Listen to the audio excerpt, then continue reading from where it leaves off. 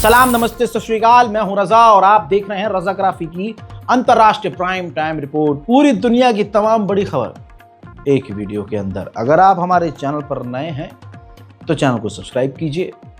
रजाग्राफी unscripted एक ऐसा channel जिसमें हमारी पूरी मेहनत है ताकि आपको दुनिया की तमाम बड़ी खबर आसान ज़बान में मिलती रहे।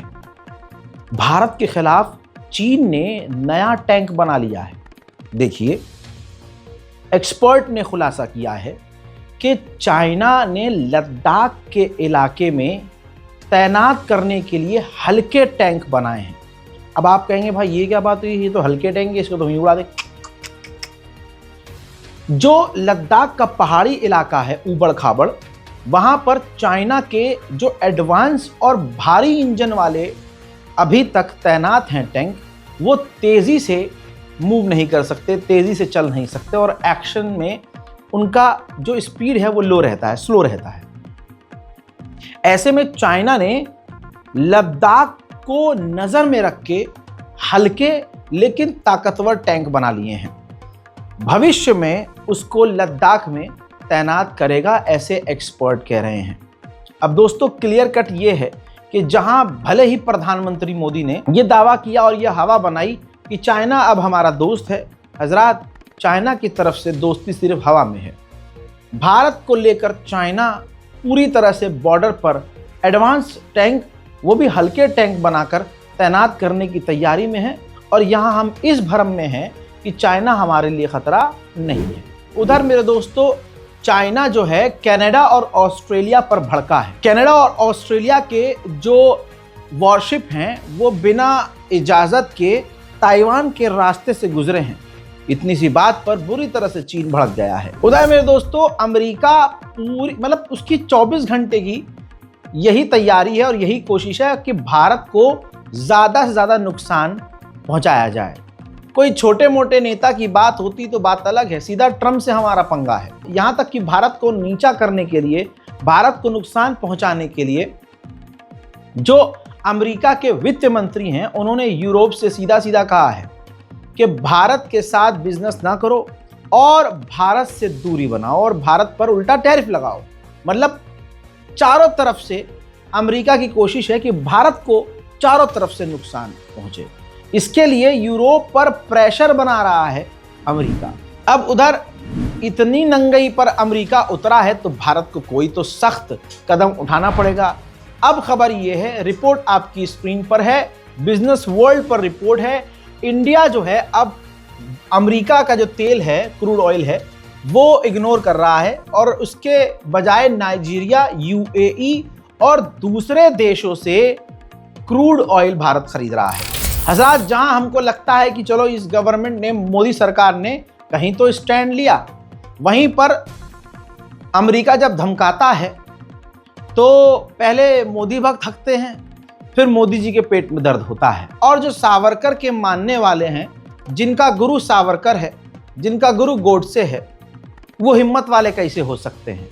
हजरात, आपको पता है ब्रिक्स की मीटिंग में वर्चुअली वीडियो कॉन्फ्रेंस के जरिए मोदी जी शामिल होने वाले थे, लेकिन अब वो इनकार कर गए हैं। तो मैं ब्रिक्स की मीटिंग में शामिल नहीं होगा, नहीं, मेरा दोस्त नाराज हो जाएगा।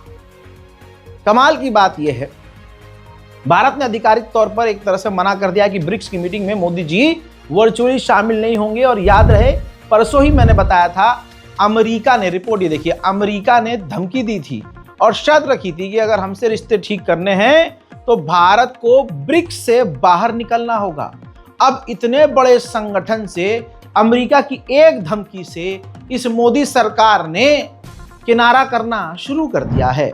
वहीं एक खबर आई थी कि राष्ट्रपति ने, जो चीन के राष्ट्रपति शी जिनपिंग हैं, भारत से रिश्ते ठीक करने के लिए हमारे राष्ट्रपति मुर्मू को कोई खत नहीं लिखा था। भारत ने इनकार कर दिया। तो सवाल यह है कि अगर राष्ट्रपति को खत नहीं लिखा दोस्ती ठीक करने के लिए, और दोस्ती ठीक करने के लिए अगर चीन ने पहल नहीं की, तो फिर मोदी के अलावा कौन बचता है जो चाइना के आगे जाकर खुद दोस्ती ठीक करने पहुंच गया? अब मजेदार खबर सुनिए, रूस के अंदर मिलिट्री एक्सरसाइज होने वाली है जिसके अंदर 20 देश होंगे। सबसे बड़ी बात यह है कि इसमें भारत और पाकिस्तान भी होंगे। रूस के विदेश मंत्री सर्गेई लावरोव ने साफ तौर से कहा है, भारत, चीन और रूस की दोस्ती पर पूरा हमारा जोर है और हम लंबे समय की पारी खेलना चाहते हैं। अमेरिका की हेकड़ी निकालने के लिए अब रूस ने यानी अपने चाणक्य को, विदेश मंत्री को आगे कर दिया, जिन्होंने कहा रूस, भारत और चीन को पता है कि हमारी जरूरत क्या है और हमारे लिए सही क्या है, इसलिए तीनों अपनी दोस्ती निभा रहे हैं और आगे साथ काम करते रहेंगे। यूएन ने तालिबान पर बैन लगाया हुआ है और कई और ऑर्गेनाइजेशंस ने भी बैन लगाया हुआ है। ऐसे में तालिबान की विजिट भारत की जो थी वो कैंसिल हो गई, लेकिन इसके बावजूद तालिबान कोशिश कर रहा है, मिनिस्टर लेवल पर ही सही, यानी हमारा कोई छोटा मोटा नेता भी अगर भारत चला जाए तो इसमें तालिबान को फायदा होगा। एक बार फिर से तीसरी बार पाकिस्तान को भारत ने अलर्ट जारी किया है कि आपके यहां बहुत ज्यादा खतरनाक बाढ़ आने वाली है, जिससे 18 लाख पाकिस्तानी लोग इफेक्ट होंगे। उधर अमेरिका ने पाकिस्तान का हाथ थामते हुए, जी हां, क्योंकि बाढ़ है वहां, खतरनाक बाढ़ है, तो अमेरिका ने अपने मिलिट्री एयरक्राफ्ट के जरिए पाकिस्तान को भर भर कर मदद भेजी है और अमेरिका का ये मिलिट्री एयरक्राफ्ट पाकिस्तान के नूर खान बेस पर उतरा है। तुर्की हालांकि कमजोर तो नहीं है, लेकिन इजराइल की हरकतों को देखने के बाद, अपने आसपास बिगड़ते हुए हालात को देखने के बाद, तुर्की ने अपने टैंकों की मास प्रोडक्शन यानी भारी मात्रा में अब वो टैंक बनाना शुरू कर चुका है। अमेरिका का राष्ट्रपति तानाशाह की तरह रिएक्ट कर रहा है। ये बात नहीं है, सब लोग समझ चुके हैं। अमेरिका के अंदर ही डोनाल्ड ट्रंप के विरोध तो शुरू हो ही चुके हैं, जब से उसने जो दूसरे देश के स्टूडेंट हैं या वहां जो रह रहे हैं विदेशी, उनको निकालने की बात की है। यहां तक कि जो 20-30 साल से रह रहे हैं, उनको भी किसी न किसी बहाने से ट्रंप ने जब निकालना शुरू किया तो अमेरिका में प्रदर्शन तब से हो रहा है। लेकिन अब डोनाल्ड ट्रंप ने एक और शोषा छोड़ दिया है। डोनाल्ड ट्रंप ने कहा कि शिकागो में क्राइम को कंट्रोल करने के लिए मैं नेशनल गार्ड तैनात करूंगा। अब नेशनल गार्ड जो है वो भाई बहुत हाई लेवल के, ऊंचे रैंक के सैनिक होते हैं। छोटे मोटे रेड के लिए और छोटे मोटे क्राइम को रोकने के लिए अमेरिका की पुलिस ही काफी थी, लेकिन ऐसे में ट्रंप ने नेशनल गार्ड की तैनाती का ऐलान कर दिया, जिसके बाद इस फैसले का विरोध अमेरिका में होना शुरू हो गया, बल्कि प्रदर्शन होने लगे ट्रंप के खिलाफ। देखिए, This administration has waged war on anybody in this country who is a threat to white supremacy. As we stand in this moment today fighting for our loved ones, we are also literally standing in a moment where we are fighting about whether justice, equity, and freedom will live or die in this generation.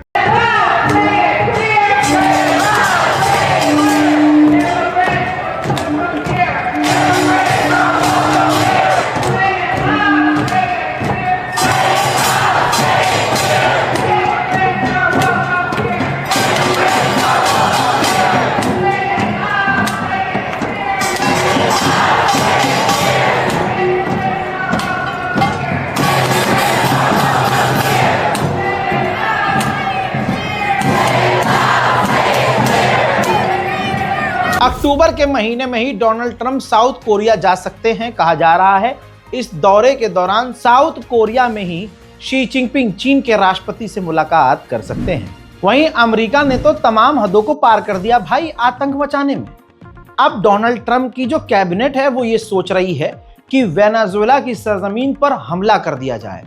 बात वही आ गई जो अभी 4 दिन पहले मैंने कही थी कि ये जो दुनिया से भीख मांगता फिर रहा है कि नोबेल पीस प्राइज दो, नोबेल पीस अवार्ड दो मुझे। ऐसे में दूसरी तरफ सच्चाई इसकी ये है कि ये खुद डोनाल्ड ट्रंप जंगों की शुरुआतें कर रहा है अलग अलग जगह। ऐसे में वेनेजुएला के राष्ट्रपति पूरी तरह से सेना के ड्रेस में नजर आए, वर्दी में नजर आए, और उन्होंने बयान दिया कि इराक के अंदर वेपन ऑफ मास डिस्ट्रक्शन बनाने का इल्जाम लगाकर इसी अमेरिका ने इराक पर सिविलियंस पर हमला किया और जेनोसाइड किया। और हमारे ऊपर भी इसी तरह से बहाना बनाकर ड्रग्स कार्टेल का जिससे हमारा कोई ताल्लुकात नहीं है, लिंक नहीं है, इस तरह का इल्जाम लगाकर अमेरिका हम पर हमला करके कब्जा करने की चाहत रखता है। Venezuela es un país no relevante en materia de narcotráfico y en todas las materias que tenga que ver. Así que esta mentira es tan burda y tan falaz como que Irak tenía armas de destrucción masiva. Es mentira, y se lo digo a la opinión pública estadounidense. Podremos tener diferencias en formas de pensar, en lo filosófico, en lo político, en lo económico, pero por favor, no se dejen meter una mentira más para una guerra más fratricida ahora en Sudamérica y en el Caribe. Sudamérica, Latinoamérica y el Caribe quiere paz, y ya lo acaba de decir la comunidad de estados latinoamericanos y caribeños. यहां पर बता दूं कि Venezuela बहुत मजबूत नहीं है, बल्कि उल्टा है। वेनेजुएला की सेना बहुत कमजोर है। जैसे आप इस ग्राफिक्स में समझिए, वेनेजुएला के पास सिर्फ 21 Su-30 है और सिर्फ 4 अमेरिकी पुराने टाइप के F-16 फाइटर जेट हैं। तो ऐसे में वेनेजुएला कैसे अमेरिका का सामना करेगा, ये तो अल्लाह ही जाने। अब बेचारे के पास जितने भी फाइटर जेट हैं, ये देखिए उसके ताज़ा वीडियोस आए हैं, उनको वो पेट्रोलिंग के लिए उड़ा रहा है। उधर अमेरिकी पत्रकारों ने डोनाल्ड ट्रंप से सवाल किया कि क्या आप वेनेजुएला पर हमला करने वाले हैं, तो डोनाल्ड ट्रंप ने जवाब दिया कि बहुत जल्द जान जाओगे।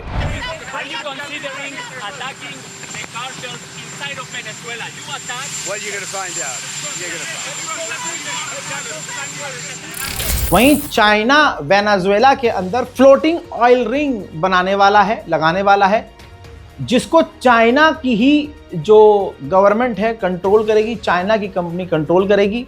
यह भी एक वजह है डोनाल्ड ट्रंप के चिढ़ने की कि वेनेजुएला के जो रिश्ते हैं चीन से मजबूत हो रहे हैं। वहीं अमेरिका वेनेजुएला को पूरी तरह से दबाव में ले रहा है। वेनेजुएला के बेहद करीब अमेरिका की फौज खौफनाक, खतरनाक ड्रिल कर रही है और इनके एक्शन से साफ नजर आ रहा है कि वेनेजुएला हर दिन खतरे की तरफ बढ़ रहा है। उधर रूस से आई है बहुत बेहतरीन और बड़ी खबर।